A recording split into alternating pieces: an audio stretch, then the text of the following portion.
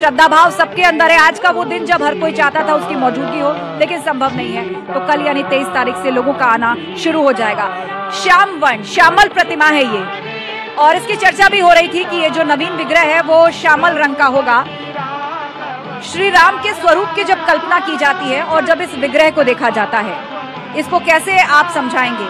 मंत्रोच्चारण के माध्यम से भी कोई संदर्भ यदि आप व्यक्त करना चाहें। जैसे भगवान राम की जो विग्रह है, इसका वर्णन हमारे पूर्वाचार्यों ने किया है जी कि भगवान का वर्ण श्यामल है। नीलांबुज श्यामल कोमलांगम, भगवान श्यामल हैं और बड़े कोमल अंग हैं भगवान। और एक बात मैं आपसे और आज कहना चाहूंगा, मैं बड़ी देर से इस मंच पर बैठा और मैं विचार कर रहा हूँ जी कि आज का दिन, यहाँ बहुत सारे आचार्य भी बैठे हैं, ये दिन न जीवन में कभी आया था, न आएगा, न भूतो न भविष्यति। बिल्कुल सही कहा आपने। और जब अब रामलला प्रकट हो ही चुके हैं तो मुझे लगता है कि जो मंगल करने वाले हैं अमंगल को हरने वाले हैं। एक बार मंत्रोच्चारण के माध्यम से प्रकट हुए दशरथ नंदन, बात को रखा जाए। मैं आपको एक बात और बोलना चाहूंगा। जैसे अभी तक भगवान के जन्म के लिए कहते थे नवमी तिथि मधुमास पुनीता, आज से एक नई पंक्ति हो गई कि स्वर्णिम 22 जनवरी 2024 बैठ गए निज भवन में रामलला जगदीश। और इसी बात को यदि संस्कृत में कहा जाए तो पौष मासे शुक्ल पक्षे द्वादश्याम सोमवासरे कौशल्या जनेद रामम नव्य दिव्यालय शुभे। बहुत सुंदर। जैसे त्रेता में माता कौशल्या के यहाँ भगवान राम का अवतरण हुआ था, उसी प्रकार से बिल्कुल। और अब मैं चाहूंगी कि कुछ मंगल पंक्तियां सामूहिक रूप से भी होनी चाहिए। ओम मंगल भवनाय मंगल हारी द्रवहु सुदशरथ अजिर बिहारी अजर यमर गुण निधि सुत हो करहु बहुत रघु नायक छो राज बैठे त्रयलोका हर्षित भये गए सब शोका। बहुत सुंदर। इस विग्रह को अगर हम देखें तो इसको बहुत खास तरीके से बनाया गया है। इसके जो मूर्तिकार रहे अरुण योगीराज, उन्होंने जब श्री राम को गढ़ा तो साथ ही साथ भगवान विष्णु और उनके तमाम अवतारों का भी उन्होंने यहाँ पर ध्यान रखा है। आप इस विग्रह को अगर देखेंगे तो विष्णु जी के जितने अवतार हुए हैं उन सबको भी अंकित किया गया है कोने पर। जी जी। और गरुड़ भगवान की भी एक आकृति है। और क्या क्या है इस विग्रह की खासियत? विग्रह बनाने से पूर्व योगीराज जी, देखिए आध्यात्म जो है यह साहित्य के साथ कर्मकांड का विषय है।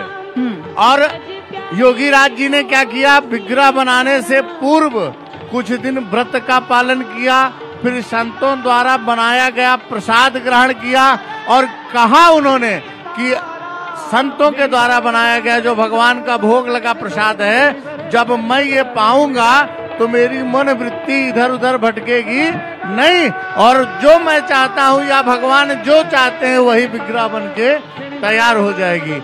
आप कुछ कह रहे थे अवतारों के जिस प्रकार से। और इस वक्त तस्वीर आप गर्भगृह से लाइव देख रहे हैं और ये बिल्कुल नवीन विग्रह जिसमें प्राण प्रतिष्ठित हो चुका है।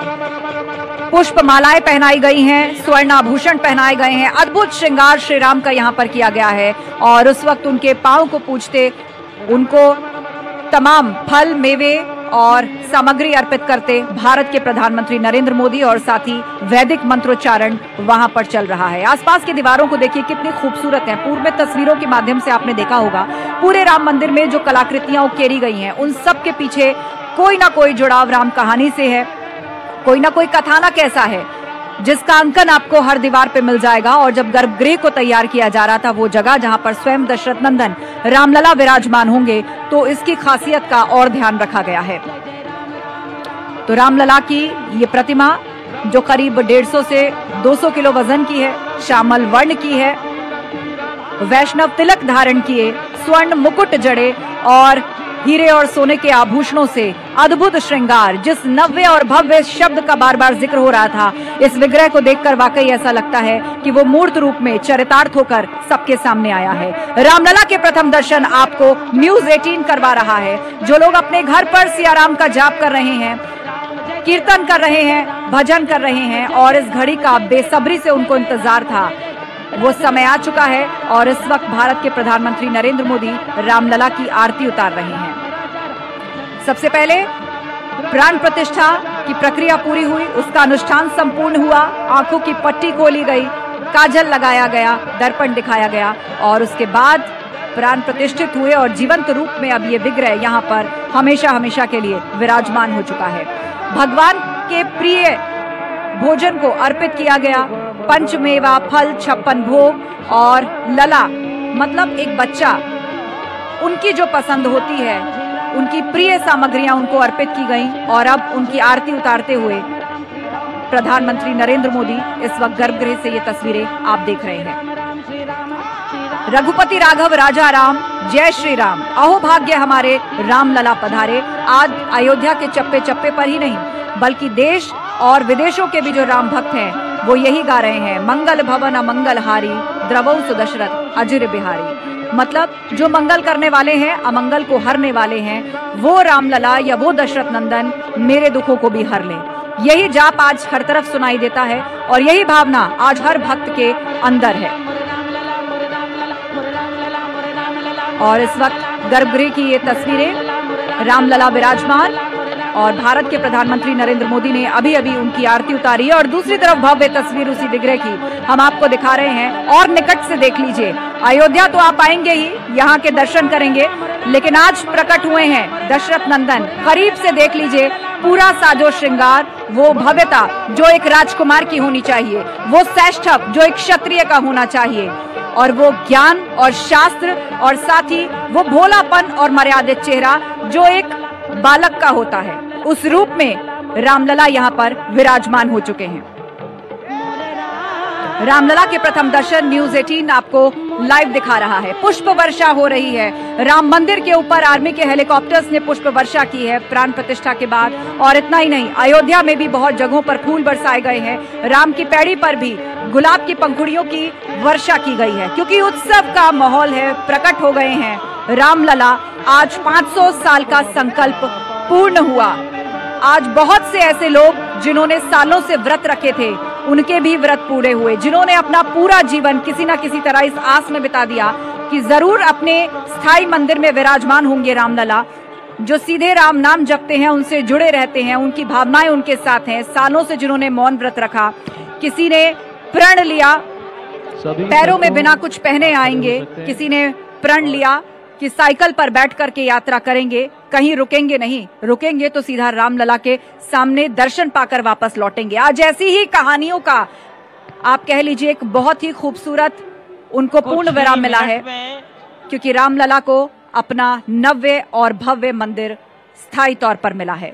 प्रधानमंत्री मोदी इस वक्त राम स्तुति की मुद्रा में आपको नजर आ रहे हैं, हाथ जोड़ करके रामलला के सामने खड़े हैं, उनका वंदन कर रहे हैं, प्रार्थना कर रहे हैं। और दूसरी तरफ न्यूज़ 18 लगातार आपको वो नवीन प्रतिमा, वो श्रृंगार युक्त विग्रह दिखा रहा है और करीब से दिखा रहा है कि घर पे हैं तो देख लीजिए, रामलला के दर्शन कर लीजिए। कश्मीर से कन्याकुमारी, यहाँ तक कि विदेशों से भी जो राम भक्त है इस पल का इंतजार कर रहे थे, वो पल आज आ पहुंचा है। रामलला विराजमान हो गए हैं और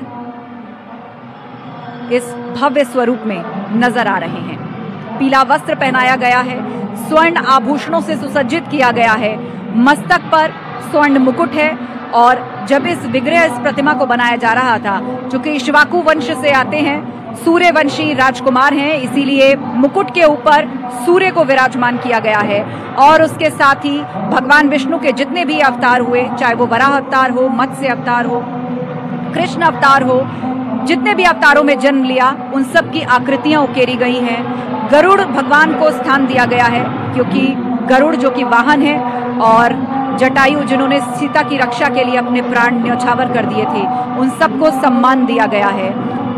वंशावली की कई आकृतियां उकेरी गई हैं। सूर्य वंश को एक जीवंत रूप में एक बार फिर से पूरी दुनिया के सामने इस विग्रह के माध्यम से रखा गया है।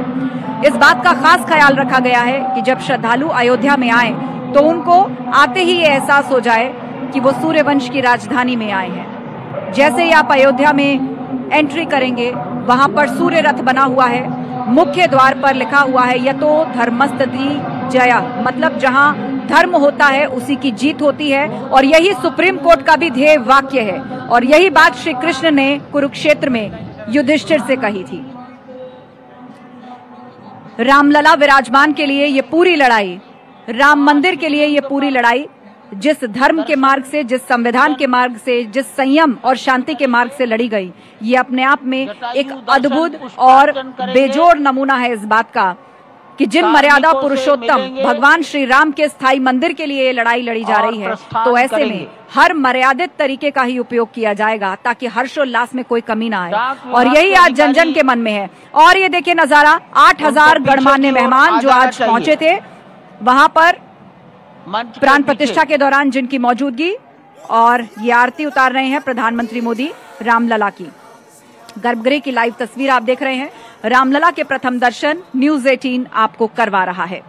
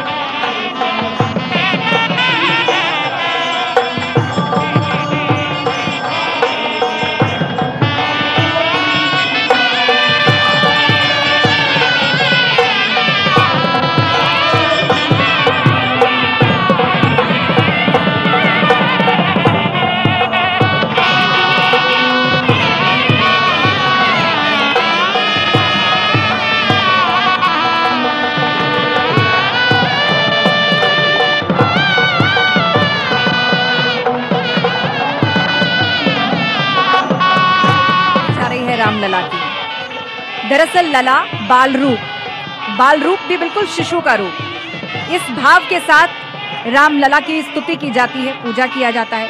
उतने ही प्रेम से जैसे एक बच्चे को सुलाते हैं उनको सुलाया जाता है, लोरी सुनाई जाती है, और उतने ही प्रेम और लाड के साथ उनको उठाया जाता है। पूजन संस्कार से लेकर उनकी देखरेख से लेकर हर उस बात का ध्यान बिल्कुल एक शिशु की तरह रखा जाता है। और आज उस विग्रह में प्राण प्रतिष्ठित हुए हैं, जीवंत प्रतिमा सबके सामने है। भारत के प्रधानमंत्री नरेंद्र मोदी इस वक्त आरती उतार रहे हैं रामलला की। और जिस वक्त प्राण प्रतिष्ठित हुए थे उसके बाद वहां पर शहनाई वंदन हुआ। वो धुन वहां पर चलाई गई शहनाई के माध्यम से, जिसके बोल थे, पायो जी मैंने राम रतन धन पायो। वाकई श्री राम रत्न है। रत्न मतलब वो अमूल्य मणि जिसकी कोई कीमत नहीं है, जिसको आंका नहीं जा सकता, जो इतना सुंदर है, जिसको पाने की चेष्टा हर उस व्यक्ति के अंदर है जो उसके लिए भाव रखता है। ऐसे ही है श्री राम भगवान का स्वरूप, मर्यादा पुरुषोत्तम। चाहे वो पुत्र के रूप में हो, हंसकर के वनवास स्वीकारा, पिता की एक आज्ञा पर वनवास को चले गए। मर्यादा पुरुषोत्तम पति भी सीता जी के, भ्राता लक्ष्मण जी के और अपने बाकी अनुजों के भी। जब वनवास के दौरान भरत काफी रुदन मुद्रा में उनके पास पहुंचे थे, लेकिन सिंहासन पर बिठाना चाहते थे पर खड़ाऊ लेकर वापस लौटे, उतने ही प्रेम से उन भरत को भी समझाया। ये थी मर्यादा पुरुषोत्तम श्री राम की पूरी जीवन गाथा। ऐसे भी दौर देखे गए जब सत्ता की लालसा ने भाई को मारा, लेकिन ऐसे में मर्यादा पुरुषोत्तम की ये कथा सबको प्रेरणा देने वाली है।